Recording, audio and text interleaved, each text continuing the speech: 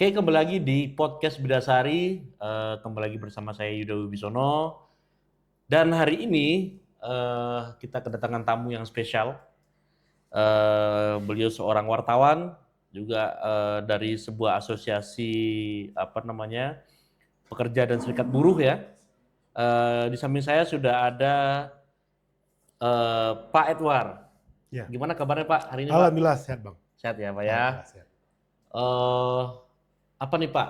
Karena eh, kalau saya lihat tadi cerita-cerita sekilas latar belakang Pak Edward kan sebagai wartawan Pak ya. Ya, Kira-kira eh, gimana sih wartawan hari ini Pak? Kalau kalau kalau boleh sedikit ini Pak. baik. Terima kasih Mbak Ida. Assalamualaikum warahmatullahi wabarakatuh. Waalaikumsalam. Salam bisa semuanya. Terima kasih, senang sekali kami dapat hadir ya. Kami dapat hadir di acara podcast ini ya. Di Bidasari. Bidasari, Kapau. Kebetulan Kapau ini juga kampung kita sendiri juga Pak. Oh, kampung Mbak juga Ida Pak ya. ya. Kampung kita sendiri.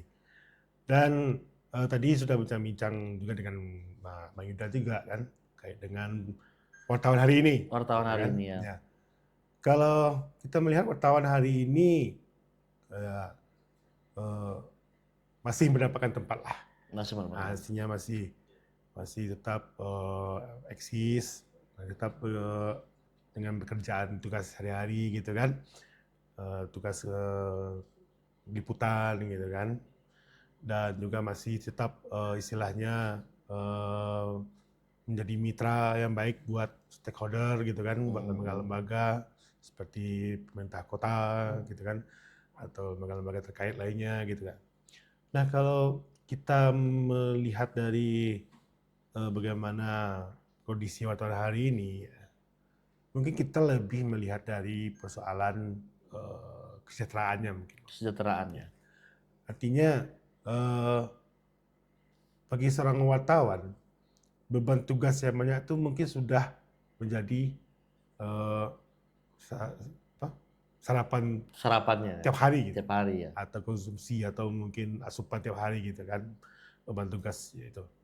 Artinya pagi itu mereka diberikan tugas ya kan, melakukan peliputan segala macamnya, lalu kemudian disuruh untuk meliput ke sana, meliput ke situ, kegiatan ini, kegiatan itu gitu kan, untuk mencari informasi yang nantinya akan dipublish atau akan diterbitkan di medianya masing-masing gitu kan. Nah, tapi yang mungkin perlu menjadi perhatian kita adalah tugas seorang wartawan itu tentunya harus diiringi dengan yang namanya hak yang sewajarnya mungkin, ya, semacam hak atau semacam apa yang seharusnya mereka dapatkan dari beban tugas yang banyak tadi yang ya. banyak tadi. Nah, itu mungkin yang kuncinya, itu kata kuncinya di situ untuk hari ini mungkin Bang Yuda. Ya, karena kalau kita melihat, kita bukan istilahnya nggak usah kita menyudutkan, atau kita nggak usah melihat satu media, atau kita lihat secara umum aja lah gitu kan. Nah, ketika misalnya kawan-kawan dari KSPSI ingin memperjuangkan ya bagaimana nasib pekerja media gitu kan. Nah, itu satu terobosan yang bagus lah menurut kami kan, sebuah hal yang baik gitu.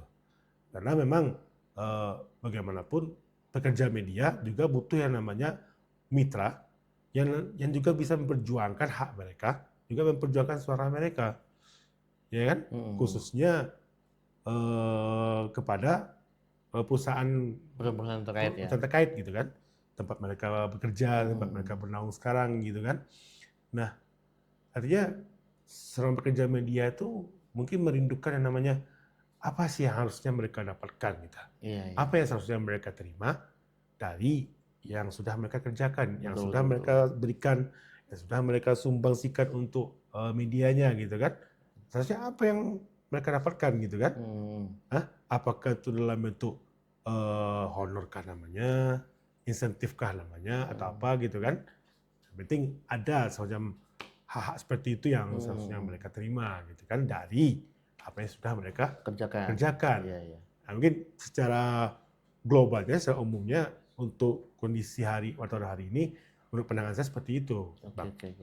Jadi memang banyak mungkin apakah ada pengaruhnya Pak ya? Karena kan media hari ini tuh munculnya kan banyak sekali, Ya, baik media cetak, baik media online gitu ya. ya, Apalagi media online ya, media betul. online tuh bejibun banget tuh udah Ya, tiba-tiba datang banyak gitu. ya. Apakah ada pengaruhnya di situ Pak kira-kira? Ya, kalau sekarang ini kita melihat media itu tumbuh ya mungkin seperti cendawan ya. Iya. Sekali tumbuh langsung banyak gitu kan. Nah, terkadang media-media yang tumbuh itu ya mendirikan media itu mungkin yang paling agak gampang sekarang mendirikan media itu mungkin adalah media online, ya kan.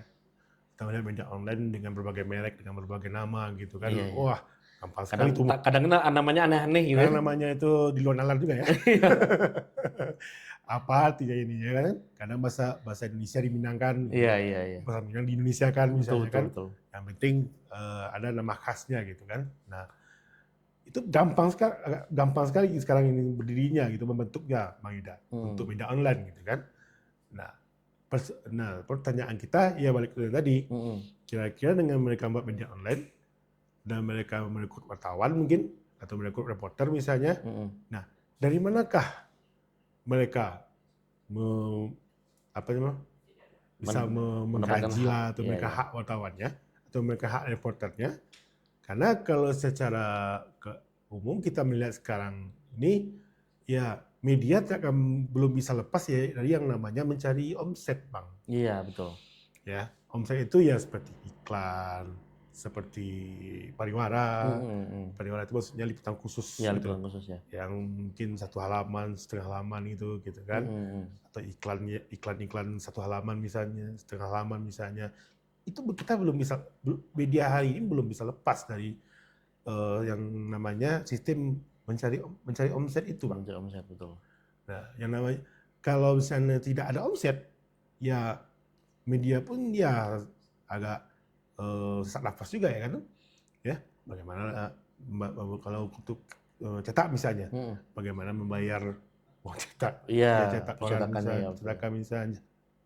Kalau online mungkin bagaimana membayar domain atau membayar ke Telkomsel misalnya gitu kan. Seandainya kalau kita tidak mencari omset gitu kan. Karena kalau sekarang ini namanya perusahaan besar walaupun dia perusahaan grup ya tetap dengan sistem mencari omset. Karena memang mata pencariannya di situ. Iya, walaupun dia sistemnya sistem grup gitu kan. Tetap mencari omset gitu kan.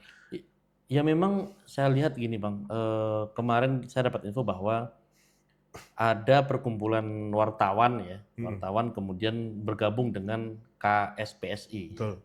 Nama perkumpulannya Bang, kalau boleh tahu?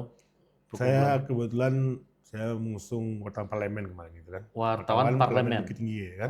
Oke. Hanya banyak. Kalau saya melihat kemarin waktu yang undangan pertemuan yang di konsolidasinya ya. Konsolidasi itu, ya semuanya kan mengatasnamakan perkumpulan kan. Iya, perkumpulan. Ada dari PWI, ya kan. Ada dari JMSI, ada dari Press Club ya, ada Bukit Tinggi Press Club ya, juga, ada dari Serikat Media Cyber juga namanya. Iya. Ada dari Perhimpunan Jurnalis Cyber juga namanya, ada Sindikasi Media, ada wartawan parlemen gitu kan. Nah, hanya mereka hadir kemarin itu ternyata bukan membawa nama medianya masing-masing, tapi udah melebur ya. Udah menjadi membawa perkumpulan gitu kan. Iya. Mungkin di kedepannya mungkin nanti Bang, dengan kita membawa perkumpulan itu nantinya mungkin forum Serikat Pekerja Media sudah terbentuk kemarin itu, yang sudah ada ketuanya.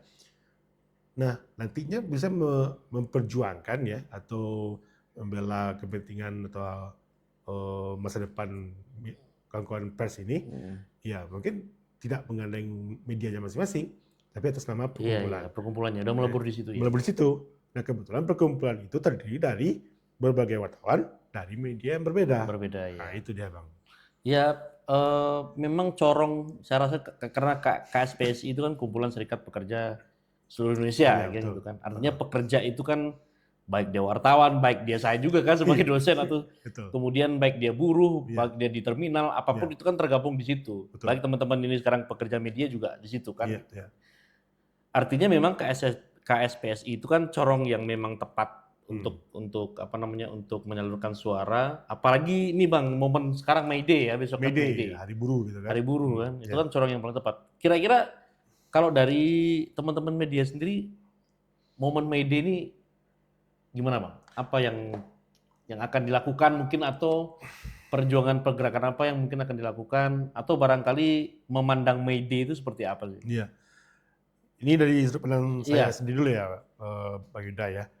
Kalau dari sudut pandang pribadi, saya melihat May Day itu jadi kesempatan juga bagi kawan-kawan media untuk juga memperjuangkan haknya, itu memperjuangkan masa depannya, gitu kan, melalui May Day. Hanya May Day itu bisa mereka dalam bentuk menyuarakan melalui bentuk aksi atau dalam bentuk perjuangan diplomasi lah, gitu kan. Hanya diplomasi ini mungkin mereka berkumpul, ya, mereka bersatu gitu kan, lalu membuat aspirasi, lalu ditemui lembaga terkait misalnya, ya, yang terkait dengan persoalan pekerja ini, ya kan, lalu mereka menyampaikan semacam petisi lah, aspirasi lah atau apalah. Nah, inilah bentuk aspirasi petisi dari pekerja media, khususnya di Kota Bukit Tinggi mungkin, atau Bukit Tinggi dan sekitarnya lah. Nah, ini dia bentuknya. Nanti disampaikan ke dinas terkait misalnya, atau lembaga yang terkait dengan persoalan pekerja gitu kan, atau yang lebih ini lagi lah, yang lebih luas lagi, bisa dalam bentuk aksi juga bisa. Hanya media kan, media ini kawan-kawan pekerja media atau kawan wartawan tidak harus bergabung dengan buruh-buruh yang lain mungkin. Mungkin dia bikin momen yang berbeda, mungkin jadi kan. Mungkin bisa jadi bikin dokumenter sendiri, ya kan? Dokumentasi sendiri, gitu kan. Ya, atau tidak harus apa namanya ketika buruh turun, pekerja lapangan turun, ya kan. Nah, tapi mungkin kawan-kawan pekerja media ini karena menganggap, maaf ya mungkin beda ya, bukan apa, karena menganggap mungkin status sosialnya sedikit lebih tinggi lah daripada buruh atau pekerja lapangan kan. Nah, mungkin dia bisa mencari momen yang lain juga gitu kan. Karena memang kami juga Pak, maksudnya kami di dosen gitu barangkali. Betul. Bentuk kami kan May Day itu banyak hal lah ya. May Day itu banyak hal. Jadi misalnya kayak bagaimana kemudian kami membuat sebuah penelitian tentang studi kasus gitu sebetulnya. Nah, itu kan juga menyuarakan aspirasi sebenarnya. Mungkin tapi bentuknya tulisan gitu kan barangkali gitu. Nah, kalau melihat teman-teman di KSPSI gitu Pak ya. Nah, semangatnya lagi bagus nih ya. Lagi sedang hot-hot. Lagi bagus ya, lagi on fire lah gitu ya. Karena Bukit Tinggi juga kebetulan tuh ketuanya kan teman dekat tuh, siapa, Bang Tito Rinaldi, Heri Tito Rinaldi. Masih muda, semangatnya bagus ya kan. Betul. Kemudian setidaknya mengakomodir teman-teman buruh, teman-teman pekerja, apapun jenis pekerjaannya. Nah, kemudian kalau Abang sendiri memandang KSPSI sebagai gerbong lah ya, sebagai gerbong untuk memperjuangkan aspirasi, seperti apa Bang? Ya, saya secara pribadi mengapresiasi lah, mengapresiasi ketika kawan-kawan di KSPSI peduli dengan nasib pekerja media atau nasib media wartawan, kawan-kawan wartawan gitu. Karena mungkin selama ini kawan-kawan wartawan ini mungkin terasa tidak ada induk ya, tidak ada payung yang bisa mengayomi mereka ya untuk memperjuangkan apapun gitu kan, termasuk haknya, masa depannya gitu kan. Nah, mungkin selama ini belum ada sentuhan ya dari kawan-kawan KSPSI.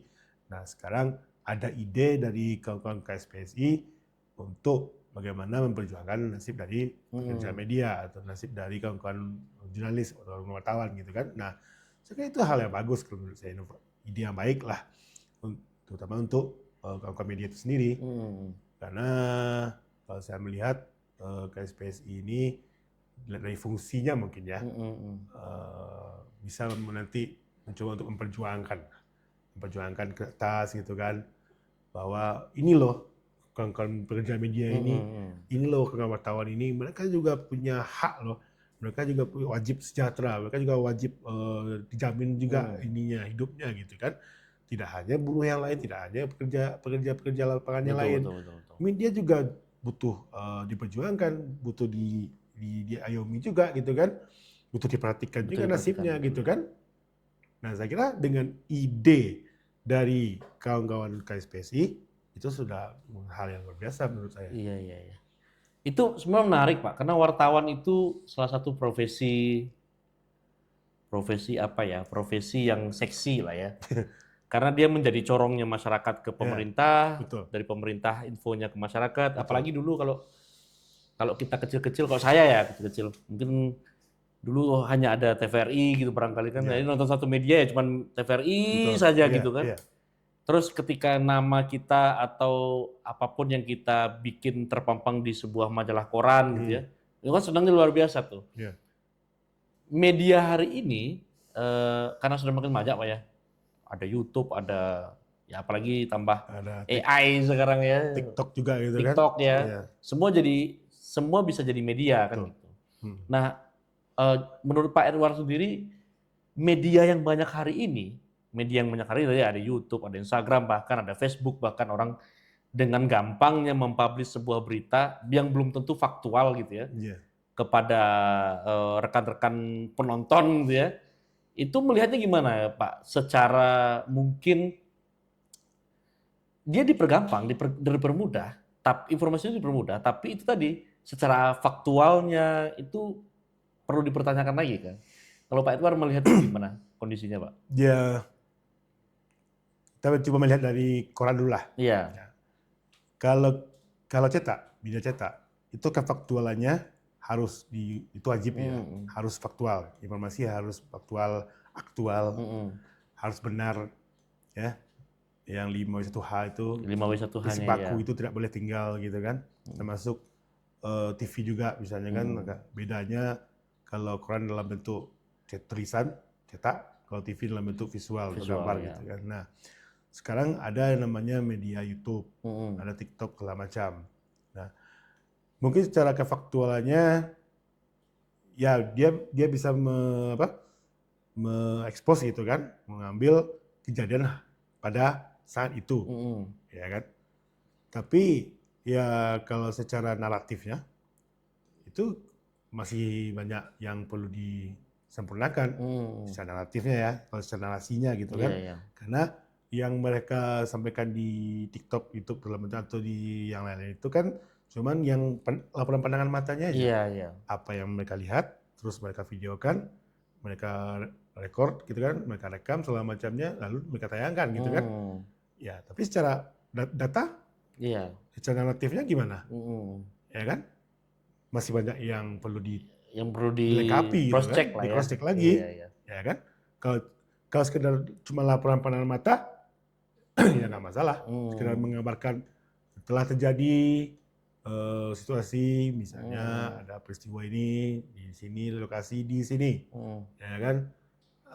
Tempat kejadian di sini, mohon kepada untuk berhati-hati. Waktu jam ini, waktu tanggal hari ini, jam ini ya.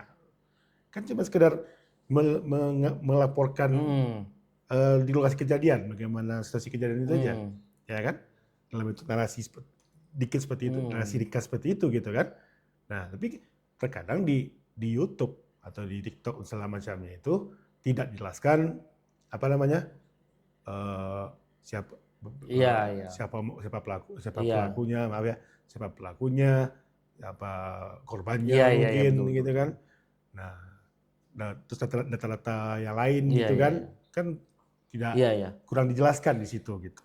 Ya mungkin itu yang jadi banyak kemudian timbul hoax, timbul yang lain gitu. Itu kan banyak banget sekarang Pak ya. Banyak timbul protes segala macam. Protes gitu segala kan. macam. Ini berita apa ini kan? Kadang kalau di medsos yang nggak panas itu, yang nggak pedas-pedas itu komen orang gitu.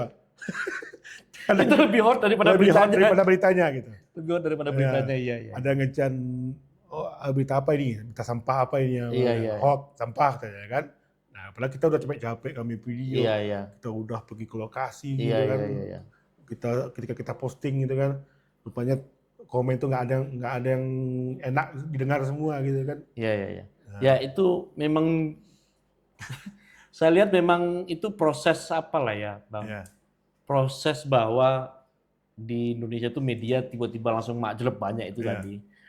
Nah, tapi dan itu saya wartawan, Bang. Wartawan tuh salah satu dari dulu saya lihat baik dari reporternya, baik dari wartawannya, baik dari redakturnya sampai pada pempretnya gitu ya. ya, Itu kan semua lini bekerja untuk suatu fakta yang ada di lapangan kemudian mengabarkan ya, gitu kan.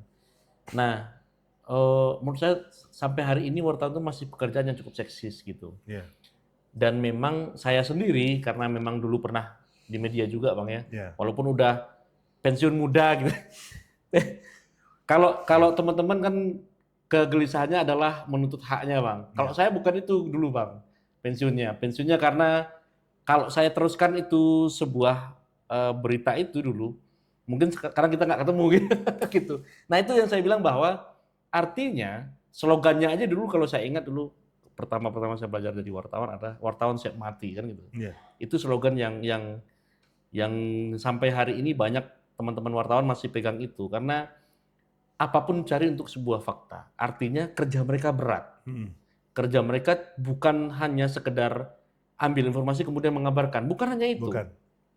Nah, harus menjaga integritas kan. Nah, itu melihat integritas wartawan hari ini, Bang. Ya, menjaga integritas. Ya. Mungkin ini yang mungkin menjadi persoalan yang perlu dicarikan solusinya juga ya. Karena apa ya, kita tidak usah mencari apa istilahnya tersangkalnya lah, Iya. kutip lah, Iya. atau pelakunya lah gitu kan soal integritas ini gitu kan.